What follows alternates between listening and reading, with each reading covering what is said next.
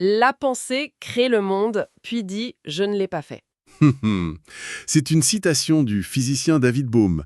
Et quand on s'arrête sur cette phrase, on réalise à quel point elle résume parfaitement l'étrange supercherie de notre esprit. ». Ouais, c'est une excellente accroche. C'est fou, non? Ouais. Pour cette nouvelle plongée en profondeur, on va essayer de simplifier le chaos de notre propre tête. Vaste programme. Bah oui, parce que la psychologie, généralement, elle aborde l'irrationalité humaine comme un espèce d'inventaire sans fin, quoi. Mhm. On entend parler de dizaines, de centaines de biais cognitifs différents avec des noms super compliqués qui sont étudiés dans des bulles isolées. C'est tout à fait ça, oui. Mais on a sous les yeux une étude de 2023, publiée par Eileen Oberst et Roland Imhoff, qui s'intitule Toward Parsimony in Bias Research.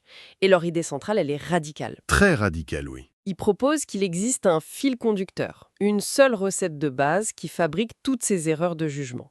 Donc le but de notre analyse aujourd'hui, c'est de trouver ce raccourci ultime. Mais avant de décortiquer tout ça, comment l'esprit humain arrive-t-il à se tromper avec une telle constance? C'est la question fondamentale. Et pour y répondre, il faut d'abord détruire un grand mythe, celui de la page blanche. La page blanche, c'est-à-dire? L'idée qu'on aborderait les situations de façon neutre, avec un esprit complètement vierge.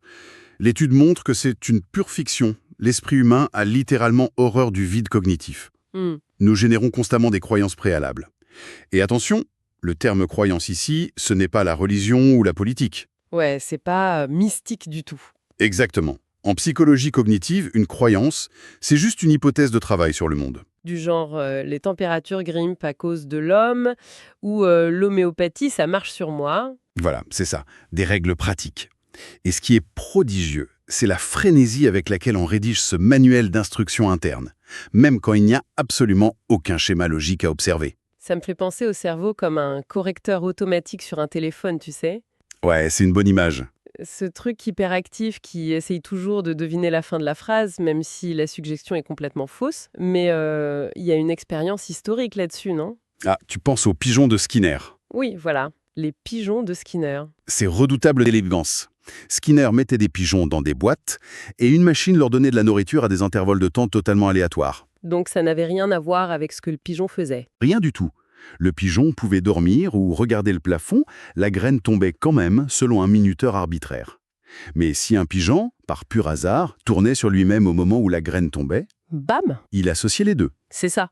Son cerveau créait un lien de causalité immédiat et il se mettait à tourner frénétiquement en rond, persuadé que sa petite danse provoquait l'arrivée de la nourriture. Il s'inventait une superstition, quoi. Absolument. Et bien qu'on soit plus complexe qu'un pigeon, l'humain fonctionne sur la même architecture. L'étude cite même le philosophe Spinoza et les travaux du psychologue Gilbert Sinet de 1991 pour dire que comprendre, c'est croire. Attends, comprendre, c'est croire? Oui, le simple fait de saisir le sens d'une phrase implique que le cerveau l'accepte comme vrai dans un premier temps. Rejeter une idée demande un effort supplémentaire. Ah ouais, c'est fou. Mais j'ai une question. Est-ce qu'on a forcément besoin d'être motivé pour créer ces croyances-là? Enfin, je veux dire, le pigeon, il avait faim. Mais est-ce qu'on invente des croyances par enjeu émotionnel? Ce qui est fascinant ici, c'est que la motivation n'est absolument pas requise. Ah bon? Non, c'est un câblage évolutif de base. Générer des croyances offre un avantage de survie massif. Imaginons nos ancêtres face aux tempêtes ou aux maladies. Ouais, le chaos total. Voilà, la foi en une force supérieure ou en un rituel même illusoire augmente le sentiment de prévisibilité et de contrôle. Un cerveau qui a des réponses même fausses peut agir et chasser au lieu de rester paralysé par l'angoisse de l'inconnu. Donc l'illusion du contrôle est vitale, en fait. Bon, le décor est planté. On a ce texte prédictif hyperactif. Mais comment ça devient un biais documenté par la science?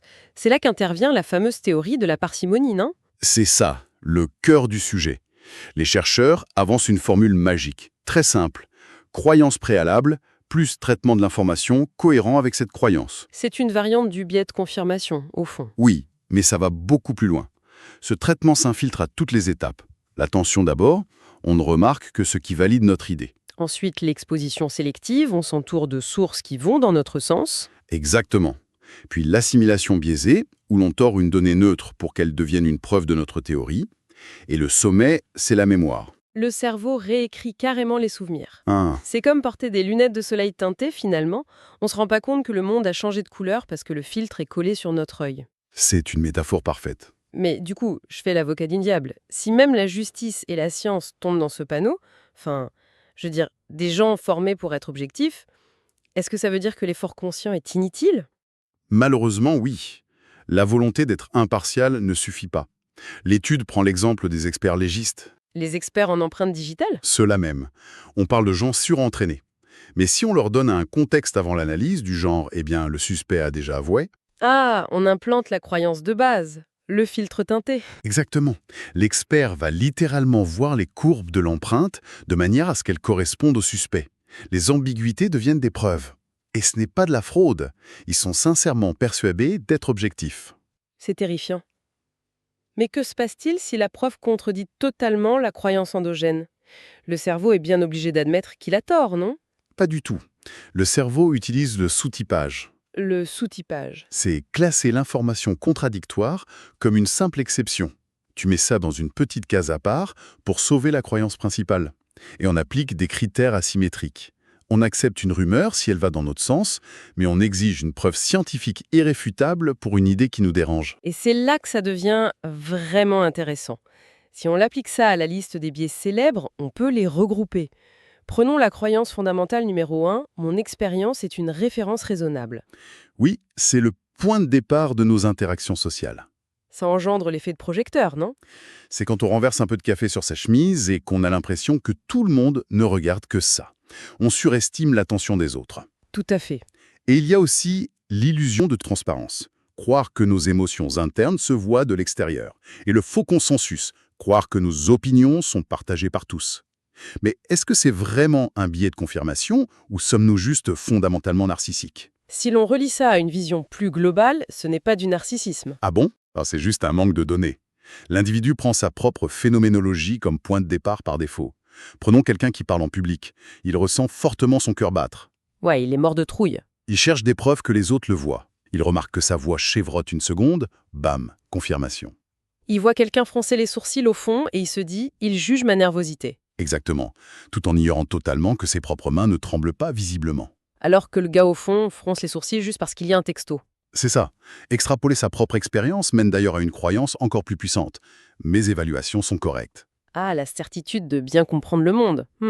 C'est ce qui explique la tâche aveugle des biais, le fameux bias blind spot. Fermement que j'ai raison, alors ma vue est par définition objective. Je vois les biais chez les autres, mais pas chez moi. Ça explique tellement le biais des médias hostiles. Pour notre public, c'est cette règle stricte.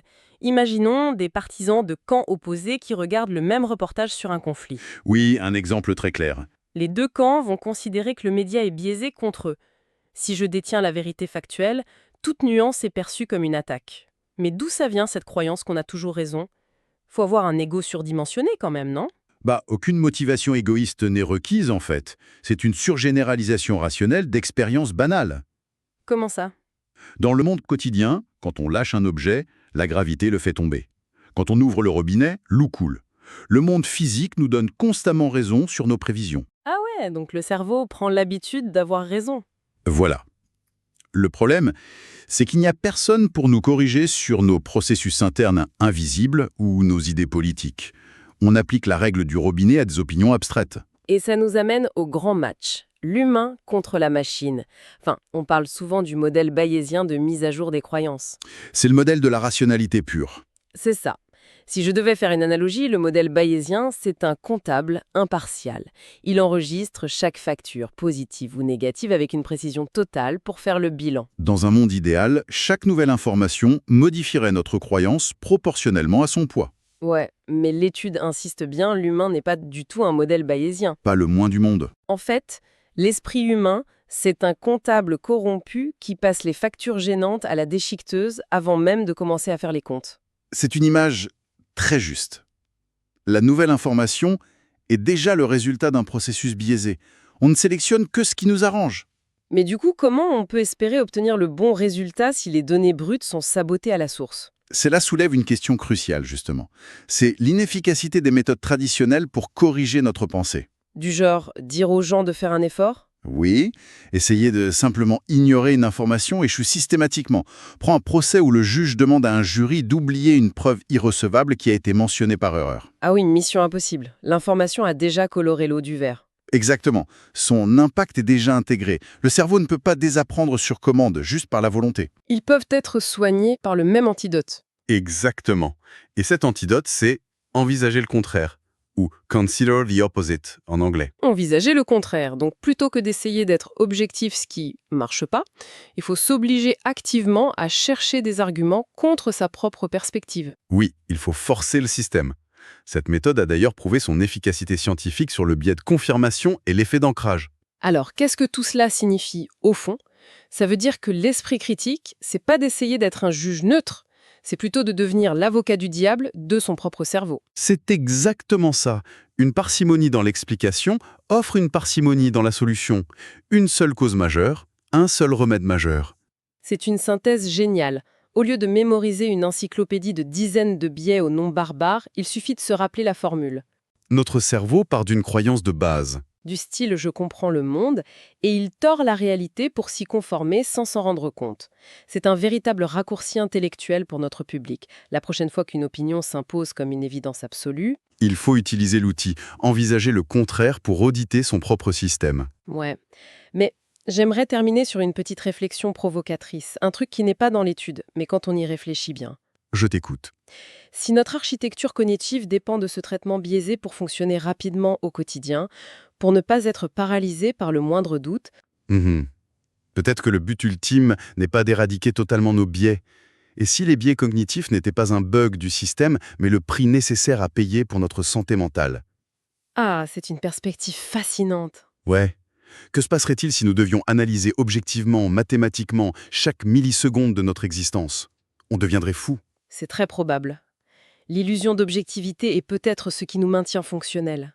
Eh bien, c'est sur cette pensée ouverte que nous allons clôturer cette exploration. Merci de nous avoir suivis dans les méandres de notre propre cerveau.